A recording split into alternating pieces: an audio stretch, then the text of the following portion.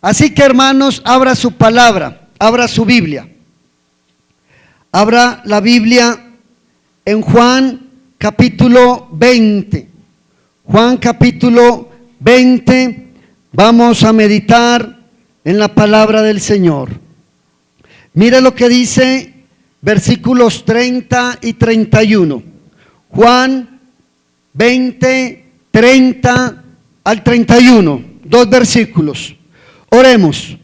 Señor, te bendecimos en esta hora, te damos gracias por tu soberanía, porque tú estás aquí. Necesitamos, Señor, tu palabra en nuestro corazón. Señor, ayúdanos a vivirla, ayúdanos a que ella sea lámpara en nuestras vidas, a que ella nos redarguye, a que ella cambie nuestra manera de vivir, que a partir de la palabra instauremos un modelo de vida. Gracias por este momento, gracias por cada joven, gracias por cada persona en esta hora, Señor. Te bendecimos en el nombre de Jesús. Amén. Juan 20:30. Hizo además Jesús muchas otras señales en presencia de sus discípulos, las cuales no están escritas en este libro, pero estas se han escrito para que creáis que Jesús es el Cristo, el Hijo de Dios, y para que creyendo tengáis vida en su nombre. Repita conmigo este versículo 31. Pero estas se han escrito. ¿Para qué? Para que creáis, note eso, para que creáis que Jesús ¿qué? Es el Cristo y el Hijo de Dios, para que creyendo tengáis vida en su nombre. Si usted quiere encontrar un versículo clave en todo el libro de Juan, aquí está uno, grandioso. Está llevando a una conclusión de por qué se escribió este libro. Ahí lo dice, ¿para qué fue escrito? Para que creáis en que Él es el Cristo y para que creyendo, note lo siguiente, para que creyendo ¿qué? Tengamos vida en su nombre. ¿No le parece maravilloso esta proporción de la Escritura? Creer para tener vida en Jesús. Marcos, Mateo y Lucas, si usted mira el libro de estos escritores, estos sinópticos, estos evangelios, ellos comienzan presentando a Jesús desde su niñez. Comienzan el ministerio antes del ministerio de Jesús, comienzan hablando de su genealogía, comienzan hablando de la niñez de Jesús, comienzan hablando de la vida de Jesús durante su infancia. Y luego en el transcurso y en el proceso de esos libros se va desarrollando la idea que ellos quieren mostrar de Jesús. El libro de Marcos, por ejemplo, muestra a Jesús como siervo. Y por allá en la mitad del libro dice que Jesús no vino a ser servido, sino a servir. Y muchos pasajes nos muestran el propósito de este libro. Pero Juan, de antesala, de una vez, note una cosa, Juan de una vez comienza diciendo quién es Cristo, de una vez. En el capítulo 1 da ocho razones, evidencias de quién es Jesús. No comienza con su infancia, no comienza con su genealogía, no comienza a decir grandes cosas de la personalidad aquí en la tierra de Cristo, sino que de una vez comienza a decir quién es Jesús. Empieza a mostrarlo como el Señor, empieza a mostrarle la deidad, comienza a señalar quién es Cristo. Y el capítulo 1 del libro de Juan, pase conmigo sus hojas un momento. En el libro de Juan, en el capítulo 1, podemos encontrar la eternidad de Dios. Y no voy a referirme mucho a esto porque el día miércoles estuve compartiendo de esto, Pero desde que comienza el libro de Juan, desde sus inicios, comienza a decir quién es Jesús, quién es Cristo. Y es interesante que lo primero que dice es que en el principio era el Verbo. Note, en el principio la eternidad del Verbo. Luego, la segunda es, y el Verbo era con Dios, la personalidad del Verbo. Y lo tercero, y el Verbo era Dios, la deidad del Verbo. Pero si usted comienza a mirar más adelante, en el capítulo 4 dice, versículo 4 dice que en él estaba la vida y la vida era la luz de los hombres. Es decir, que él vivifica en función vivificadora. En el versículo 3, él es creador, en él fueron hechas todas las cosas. En el versículo 7, una función vivificadora, vino para dar luz.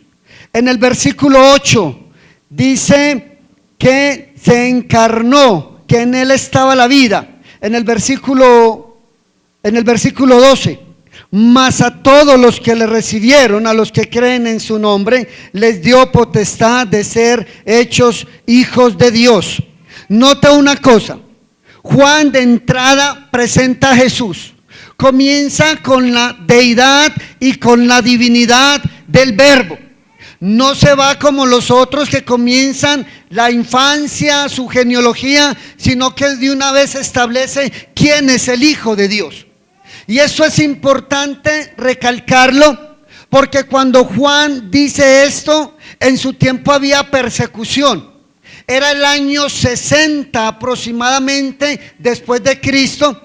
Y parece que no había tiempo de escribir sobre la genealogía, dar otros rasgos de Jesús, sino de una vez presentar quién es Cristo, el Hijo de Dios, porque el emperador de turno, el emperador Nerón, estaba diciendo que él era el único Hijo de Dios. Ahora Juan presenta su libro y dice: un momento, el Hijo de Dios es Jesucristo. Esto es grandioso para nosotros entender, porque viene el Evangelio a complementar un paquete de 3 libros: Mateo, Marcos, Lucas y Juan. Es un paquete completo para nosotros. Allí está la revelación completa de Dios para nuestra vida, el pensamiento de Dios, las ideas de Dios, las acciones de Dios. ¿Cómo entender a Dios? Sino entender el Nuevo Testamento, sino entender ese paquete completo que Dios nos da a nosotros. ¿Sabe qué nos hace hijos de Dios? Nos hace hijos de Dios el que hayamos creído en su nombre. Dice, versículo 2 dice que mas a todos los que le recibieron, a todos los que creen en su nombre, les dio potestad de ser hechos hijos de Dios. Hermanos, no es cualquier cosa, no es cualquier dignidad. Joven, usted tiene la mayor dignidad de este mundo de ser hijo de Dios. Usted que está aquí esta mañana, a pesar de todas las circunstancias de su vida, lo más grandioso que usted tiene en su vida es que usted haya podido convertirse en un hijo de Dios. No todos los que están allá afuera son hijos de Dios. La gente cree que es hija de Dios, pero no todos son hijos de Dios. Los hijos de Dios son los que asumen el carácter de Cristo y forman su vida a través de Cristo. El domingo pasado tuvimos una tarde de evangelización en el parque. Qué bonito esto. A los que fuimos no nos dio vergüenza. No nos dio vergüenza pararnos en las esquinas y decirle a las personas que Cristo le ama. Decirle que hay esperanza en un municipio perdido por la droga, por la prostitución y por el abandono estatal. No nos dio vergüenza decirle a la gente que Cristo le amaba. Pero se me apareció un hombre y comenzamos a hablar. Y todo lo que yo le decía a esta persona me respondía diciendo: ah, sí, eso me lo enseñan en la iglesia. Ah, sí, eso que usted me está diciendo, eso me lo enseñan. Yo conozco todo esto. Ah, conoces todo de Dios. Sí, yo conozco todo porque siempre en la iglesia donde voy, la iglesia católica, siempre me han enseñado todo. ¿Qué crees que debes de conocer de Dios? No, yo conozco todo de Dios.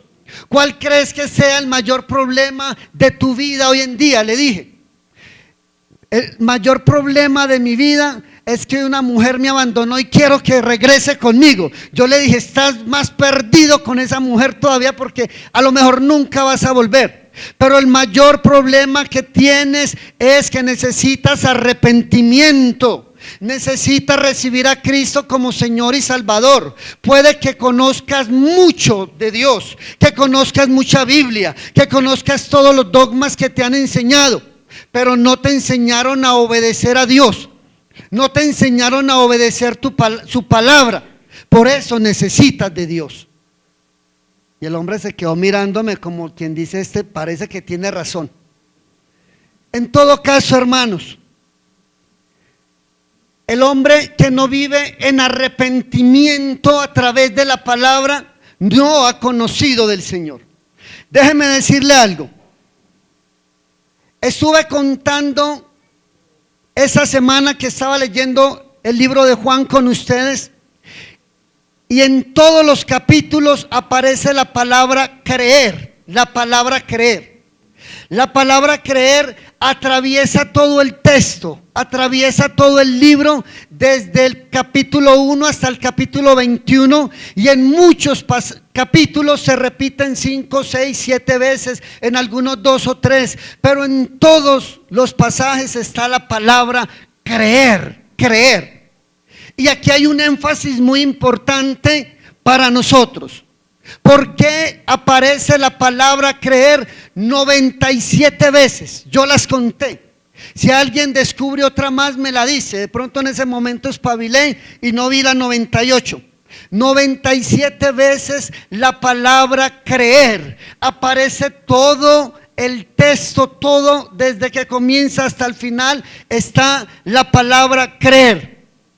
Y en el versículo 31 que leímos del capítulo 20 dice que todas estas cosas se escribieron. O sea, el libro de Juan se escribió para que creáis que este es el Cristo. Yo no sé cómo los testigos de Jehová al leer la palabra de Dios no entienden que Jesucristo es el Señor, que Jesucristo es Dios. No lo han entendido. Cada vez que alguien de ellos me entrega un tratado, me estira la mano para entregarme un tratado, yo le digo, lea la Biblia, léala con entendimiento, y cuando la entienda, porque ellos siempre dicen, me regala un minuto. Y yo les he dicho, te regalo ese minuto cuando leas la Biblia y la entiendas con entendimiento. ¿Cómo no entienden que Jesucristo es el Señor? ¿Cómo un cristiano no entiende que Jesucristo es el Señor? Que es el Señor de su vida. Que si estamos viviendo como estamos viviendo, bajo el caos, bajo la amargura, bajo la pobreza, bajo la miseria, es porque no hemos entendido quién es el Cristo. No es cualquier persona, no es cualquier filósofo. Es Jesucristo, el Hijo de Dios y el Rey de Reyes. Y esto es grandioso cuando lo miramos en su contexto, porque los faraones decían que por encima de ellos no había nadie, los emperadores, que ellos eran los hijos de Dios, que ellos eran objeto de adoración.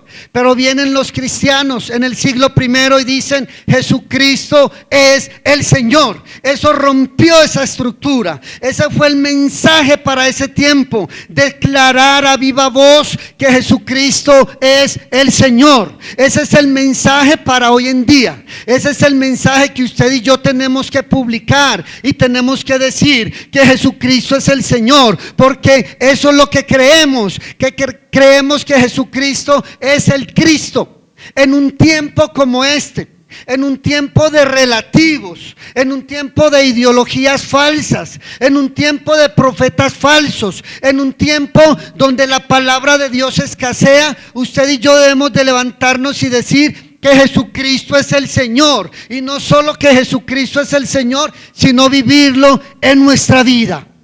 Para eso se escribió la palabra de Dios, para declarar que Jesucristo es el Señor.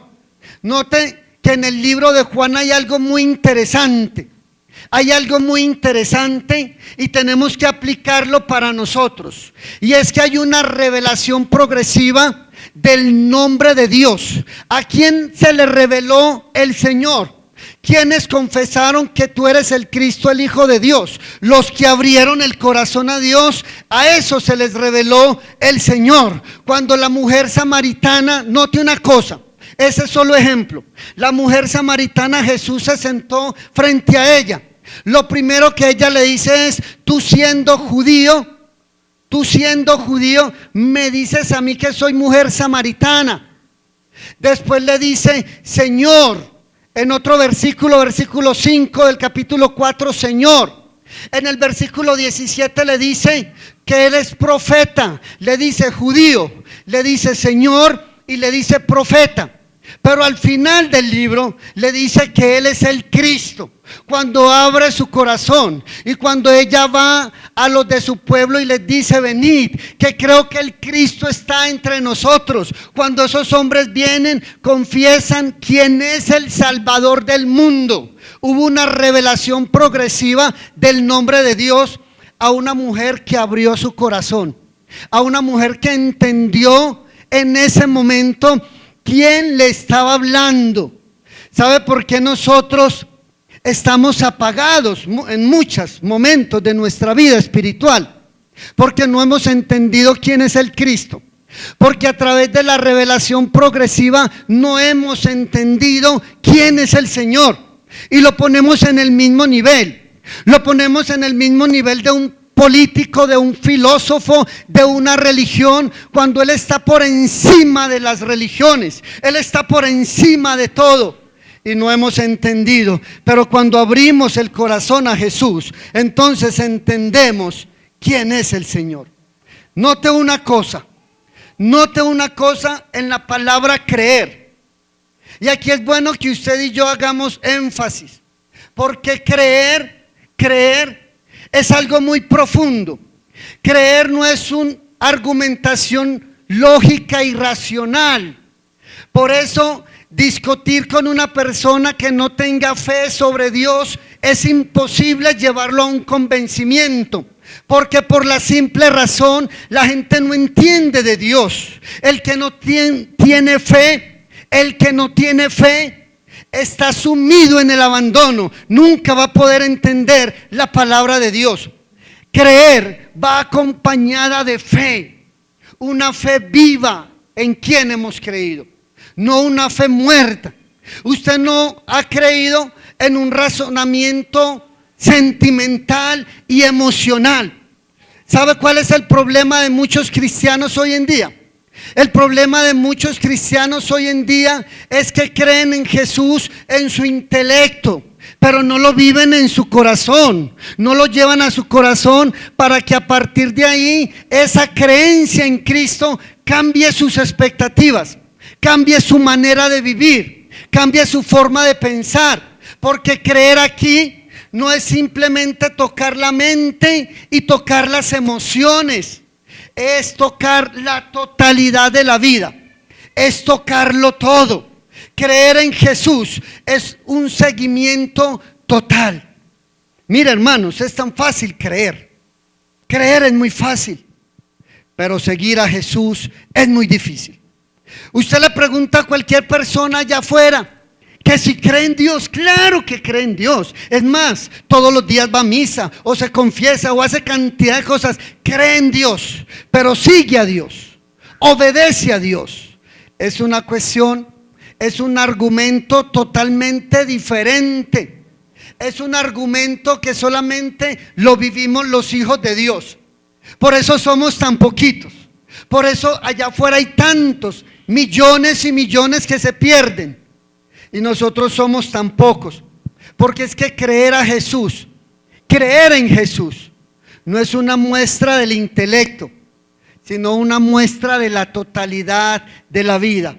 Por eso cuando Jesús le dijo a los discípulos, síguenme, ellos inmediatamente dejaron todo por seguir a Jesús. El libro de Juan presenta de principio a fin creer en Dios, creer en el Señor.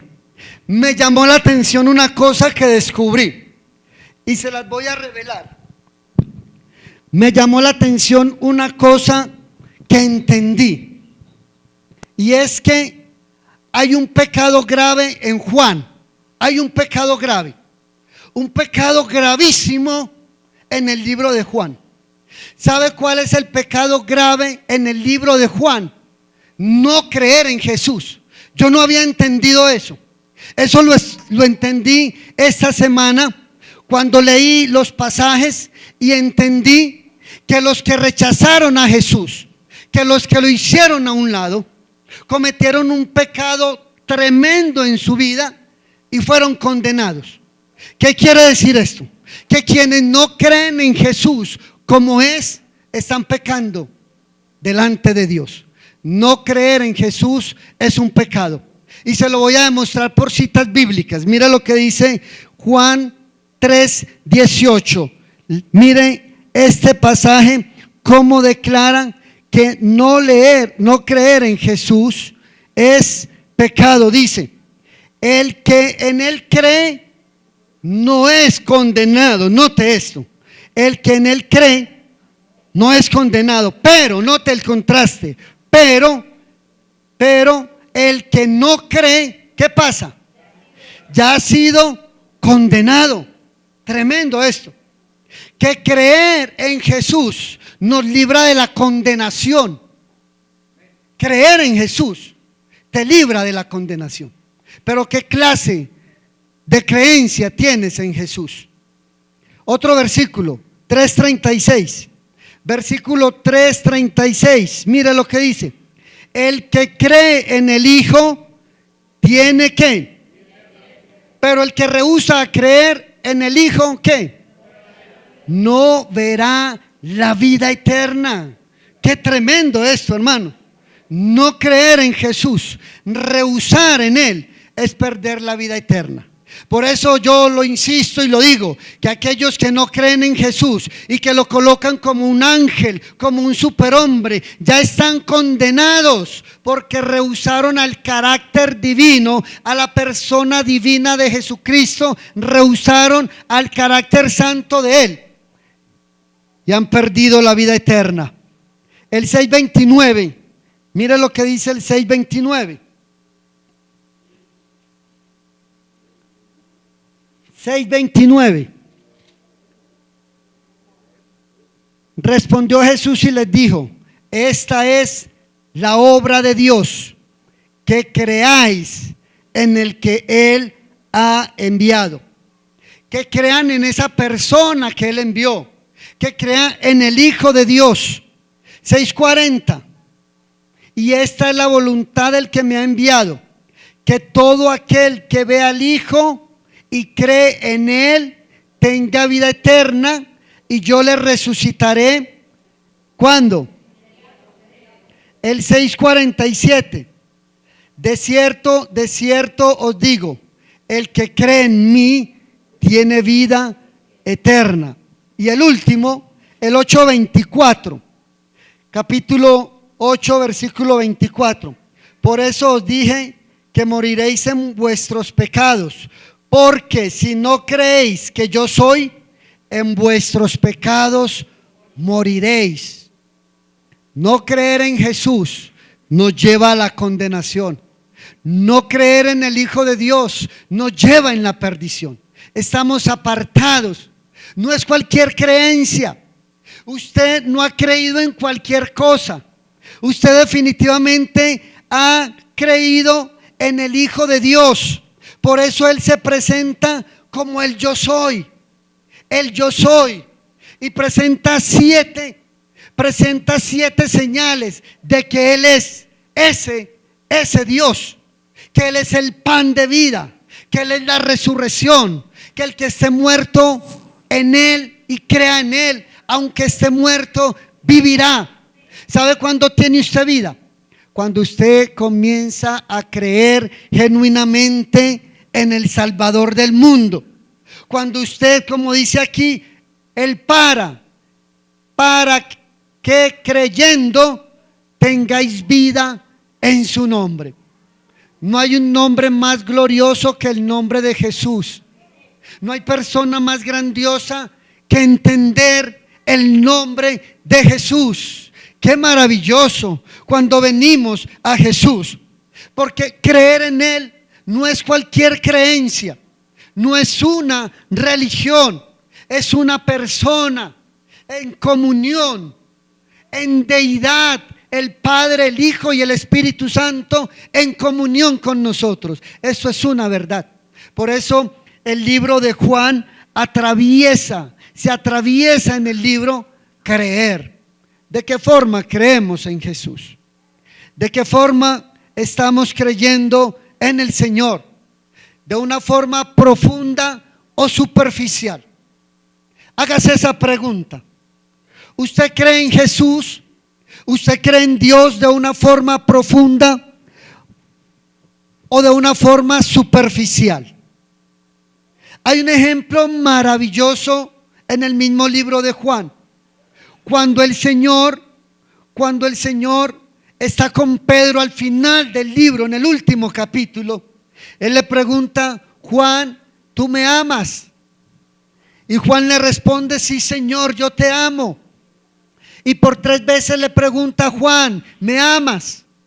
Y Pedro, ¿me amas? Yo es para saber si estaban concentrados. Pedro, ¿me amas? Y por 3 veces el Señor le pregunta a Pedro: Pedro, ¿me amas? Y Pedro le dice: sí, Señor, te amo. Pero cambia el término. Jesús le está preguntando: Pedro, tú me fileo, tú me amas con el amor de Dios, con el amor ágape.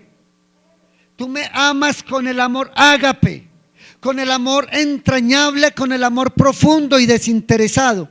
Y Pedro responde: sí, Señor, yo te fileo, yo te amo como un amigo.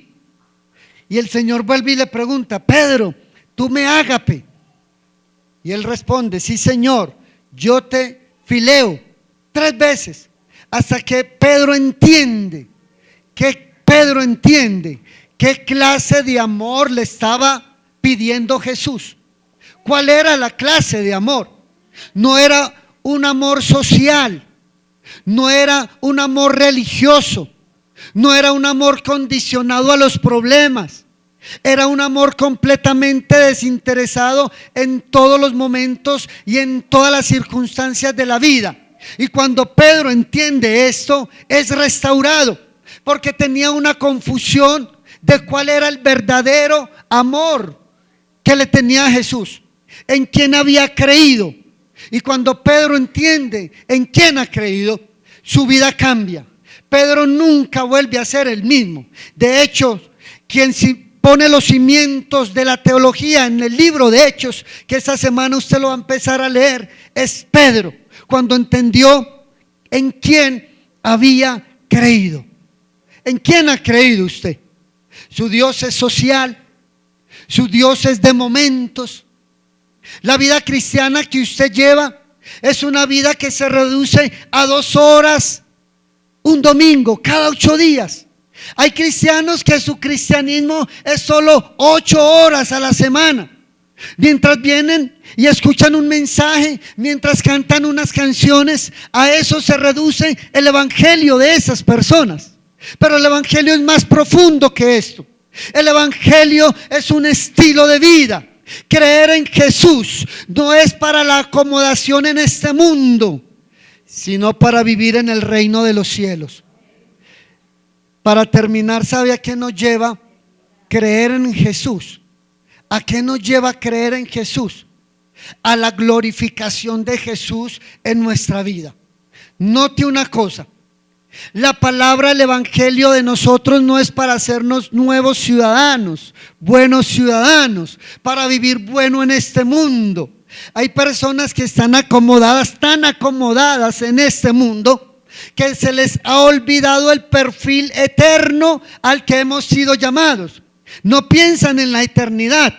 Se les ha olvidado que somos ciudadanos no de este mundo, sino del reino de Dios. Se nos ha olvidado que somos hijos de Dios, porque estamos tan acomodados a este mundo, porque no hemos entendido el evangelio de Dios y lo vivimos de una manera tan superficial, que el evangelio que creemos no es para tener vida en su nombre, sino para vivir quieta y reposadamente en esta tierra.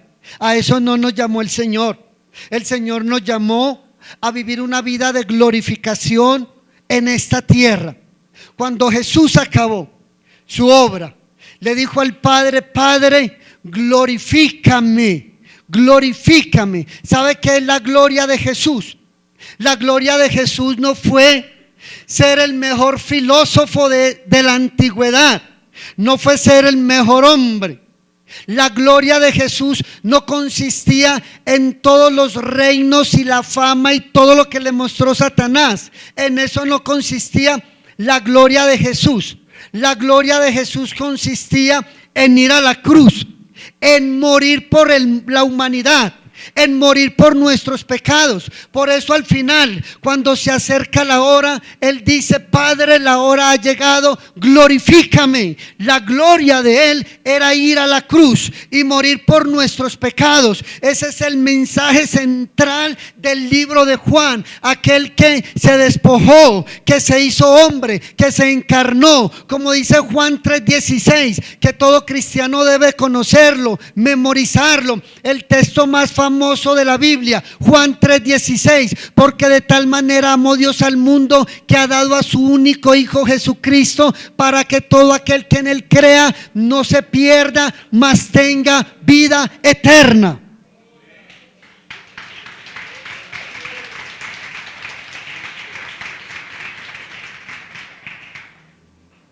¿Cómo tenemos vida eterna?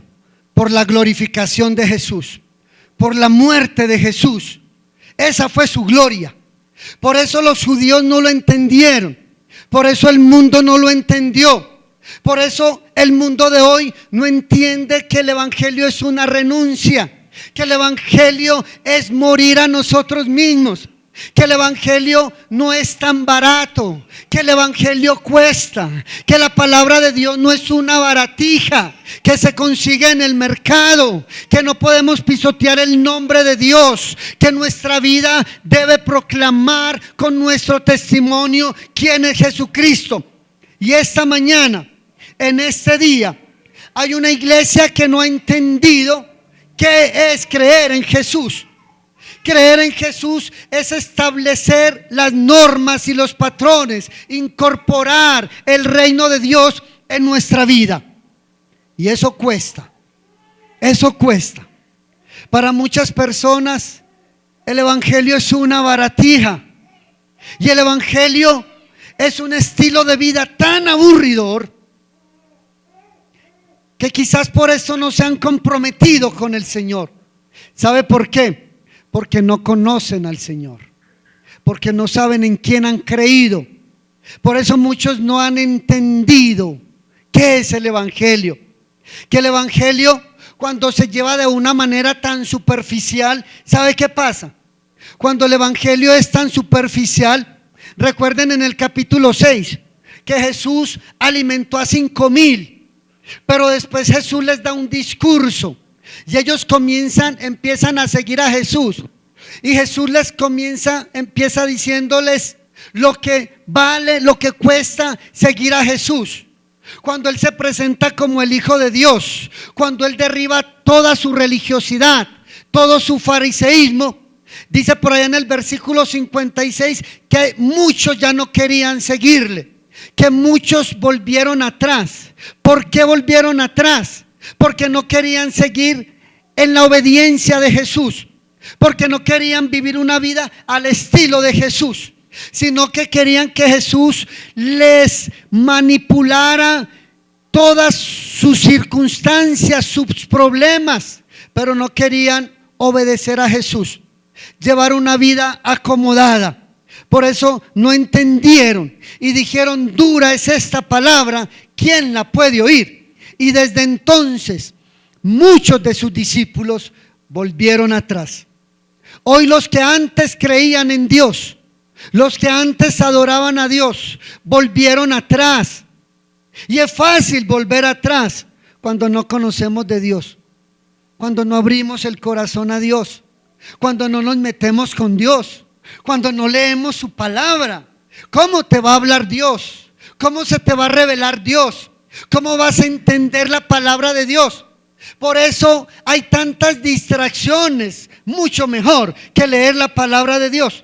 Por eso perdemos el tiempo en cantidad de cosas, menos en la palabra de Dios, porque es aburridora. ¿Cómo no va a ser aburridora si la coges cada mes? Si la coges cuando el pastor dice en la iglesia: abran en tal libro, porque no meditas en ella.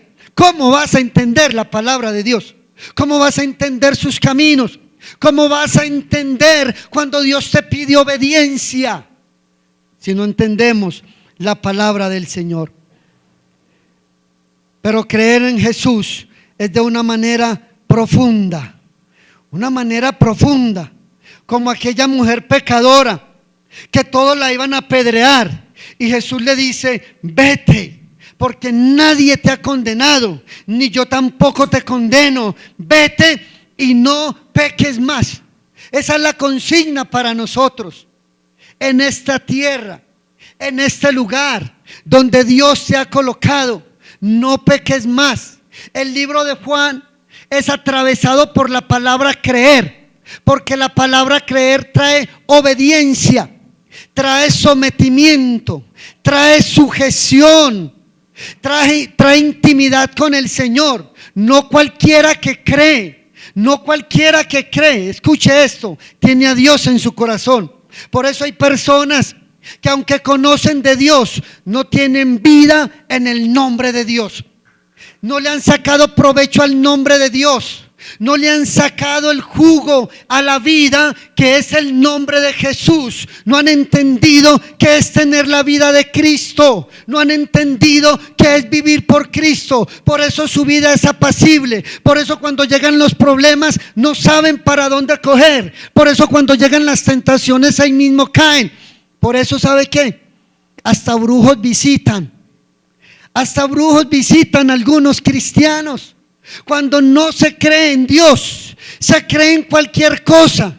Cuando no se conoce en el nombre de Cristo, que da vida, que transforma y que cambia, cualquier basura de la vida se incorpora en el corazón. Y así hay cristianos que no han conocido el nombre de Cristo, que no han creído en el nombre de Cristo. Colóquese de pie un momento, hermano. Padre, gracias te damos.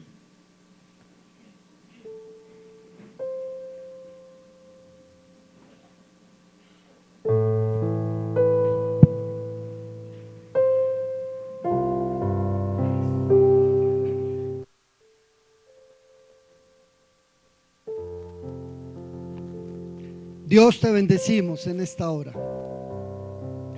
Señor Jesús, tú eres Rey de Reyes y Señor de Señores. La Biblia dice que por tus llagas fuimos nosotros curados. La Biblia dice que si permanecemos en ti y tus palabras en nosotros, tendremos, Señor, la vida eterna. Que el gozo está cumplido en ti. La Biblia dice que en este mundo tendremos aflicción, pero que confiemos que tú estarás con nosotros. Esta mañana, Señor, mira a cada uno de nosotros con problemas y dificultades. Señor, ayúdanos a creer en ti, no de una forma intelectual, sino de una forma de vida, de experiencia, de relación.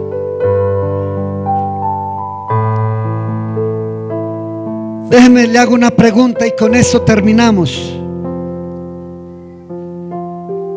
¿Qué te ha dicho Dios esta mañana? ¿Qué has entendido esta mañana? ¿Qué reclama Dios en tu vida?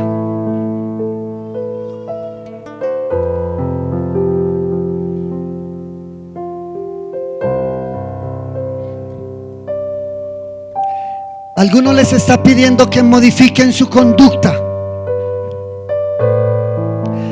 A otros les está diciendo que vivan para Él. A otros nos está diciendo que andemos en obediencia.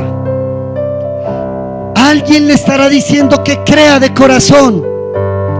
A otro le estará diciendo que deje esa vida pecaminosa.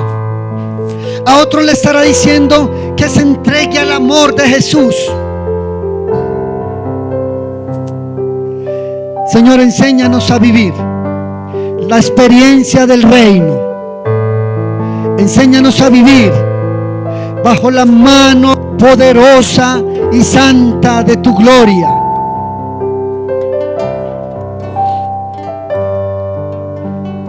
¿Cuántos quieren creer en Jesús de una manera genuina?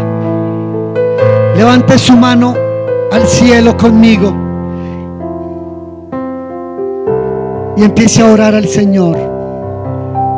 Dígale al Señor que usted quiere conocerle de verdad, que usted quiere entrar al verdadero reino, al sometimiento, a no ser uno más, a no ser uno más del montón, a ser diferente, a trastornar tu mundo, tu entorno, tu familia, tus hijos. Señor, mira las manos que se levantan en esta hora. Pedimos, oh Dios, que toda justicia sea en ti. Padre, te necesitamos. Necesitamos estar en tu gloria.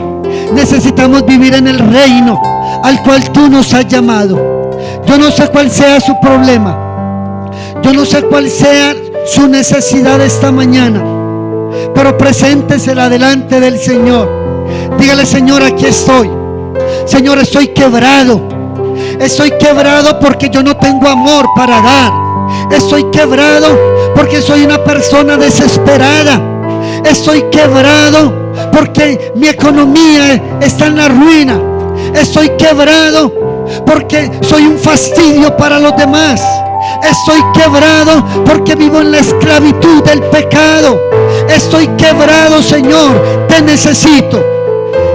Señor, en esta hora, Padre, abre nuestro entendimiento, danos fe para entender. Opera ahora mismo, Señor, opera ahora mismo la fe que tuvo aquella mujer cuando se acercó y quebró el perfume de nardo costosísimo y lloró a tus pies y te dijo: Señor, quebranto lo que tengo delante de ti. Y lloró amargamente, y hoy la recordamos porque tú la levantaste, porque tú la sanaste. Ahora mismo, Señor, paséate en este lugar. El que está pasando, Señor, por momentos difíciles, levántale. Aquella mujer que tiene duda, que está desesperada, ese hombre que no sabe qué hacer, ese joven que está sin salida, ese niño que está sin esperanza, Señor, levántale. Señor, trae un avivamiento a nuestras vidas, a nuestras familias, que no seamos los mismos, que vivamos la experiencia del Evangelio de Dios en un tiempo de corrupción, en un tiempo sin absoluto, en un tiempo de mentiras. Que vivamos la verdad en Cristo. Padre, gracias te damos en esta hora. Te bendecimos. Pídale un milagro al Señor. Ore por un milagro en su vida. Dios es de milagros. El Dios que caminaba en Palestina, que sanaba, es el mismo que hoy sana, que hoy liberta y que está aquí. La gloria, toda la honra, precioso Hijo de Dios, creo en ti, Jesús, en lo que harás en mí, creo en ti.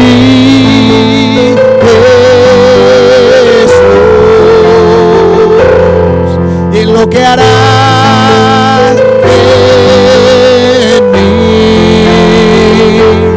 en mí,